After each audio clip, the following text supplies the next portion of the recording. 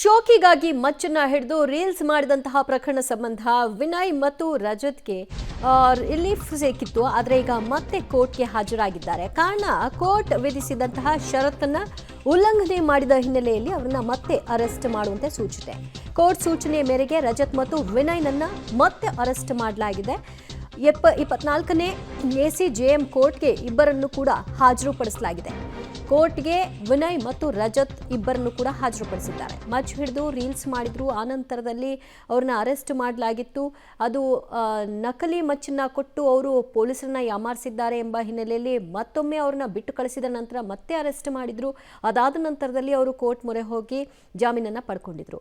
ಈಗ ಕೋರ್ಟ್ನ ನಿಯಮವನ್ನು ಉಲ್ಲಂಘನೆ ಮಾಡಿದ್ದಾರೆ ಅನ್ನೋ ಹಿನ್ನೆಲೆಯಲ್ಲಿ ಕೋರ್ಟ್ ಸೂಚನೆಯ ಮೇರೆಗೆ ಮತ್ತೆ ವಿನಯ್ ಮತ್ತು ರಜತ್ ಇಬ್ಬರನ್ನು ಕೂಡ ಅರೆಸ್ಟ್ ಮಾಡಲಾಗಿದೆ. ಅನಂತರ ಕೋರ್ಟ್ಗೆ ಇಬ್ಬರನ್ನು ಕೂಡ ಹಾಜರುಪಡಿಸಲಾಗಿದೆ. ಇಬ್ಬರು ಕೂಡ ಇವತ್ತು ಕೋರ್ಟ್ಗೆ ಹಾಜರಾಗಿದ್ದಾರೆ.